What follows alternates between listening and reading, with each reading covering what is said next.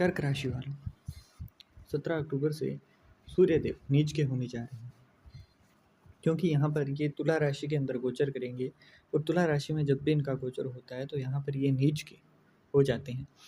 अब असर क्या होगा इनका, और सूर्यदेव का जैसे ही आपके तुला राशि जो है ना, आपकी चंद्र कुंडली के अंदर आपके सुख भाव को दिखाती है। आप सुख भाव के अंदर आकर, मतलब फोर्थ हाउस के अंदर आकर यहाँ पर इनका नीच हो जाना, और सेकंड हाउस के लॉर्ड फोर्थ हाउस के अंदर नीच के हो रहे हैं, तो यहाँ पर क्या क्या असर होगा, कौन सी सावधानियाँ आपको रखनी है, एक एक चीज़ की हम लोग यहाँ पर पूरी डिटेल के साथ बात करने वाले हैं।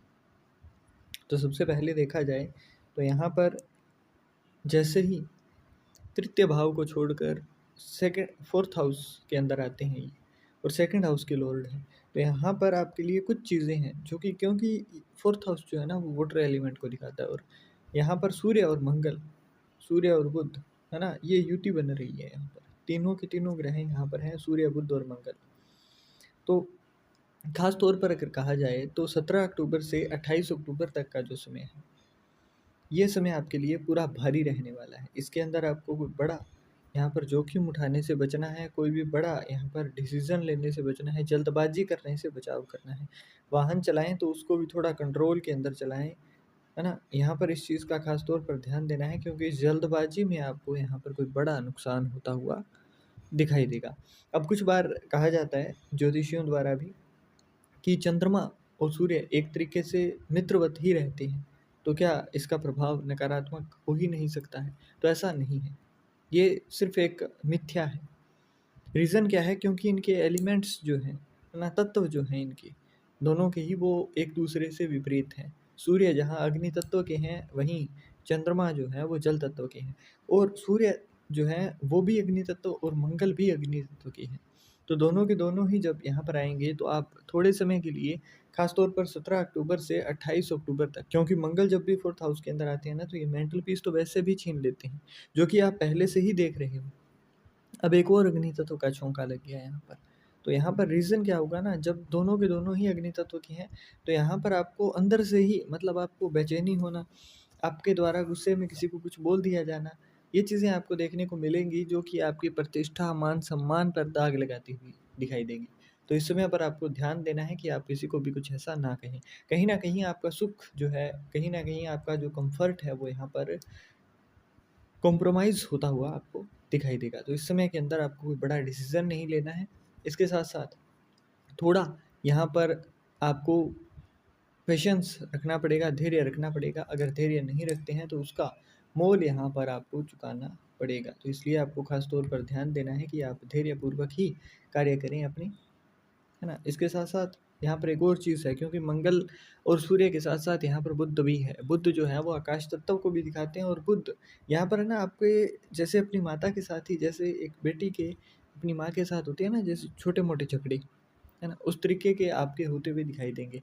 हल्की-फुल्की जो है ना नोक-झोंक आपको यहाँ पर अपनी माता के साथ दिखाई देगी। परंतु एक चीज़ का ध्यान रखिएगा, बहुत ज़्यादा ना बढ़े, क्योंकि अगर ये हुई तो आपकी फ्लो ऑफ मनी भी यहाँ पर खराब होती हुई दिखाई देगी।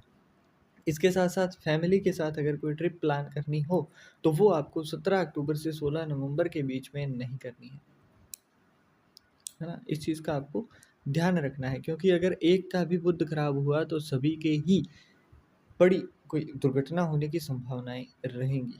तो इस चीज़ का आपको ख़ास तौर पर ध्यान रखना है। इस काल के अंदर आपको कोई भी ट्रिप प्लान नहीं करनी है। यहाँ पर धन भाव के जो स्वामी हैं वो नीच हो रहे हैं, तो इसलिए आपको धन का, जैसे मैंने कहा, इसके साथ-साथ ना आप बाहर का भोजन खाने से बचाव करिएगा। वाणी का भी जैसे मैंने कहा, तो पूरा ध्यान रखना है।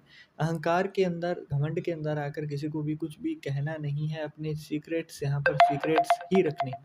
अपने राज अगर आप किसी के सामने खोलते हो तो वो आप अपने दुश्मन को यहाँ पर न्योता देते हुए नज़र आएँगे। तो इस चीज़ का आपको ध्यान रखना है कि अपने राज को राज ही रखें, अपने तक ही सीमित रखें।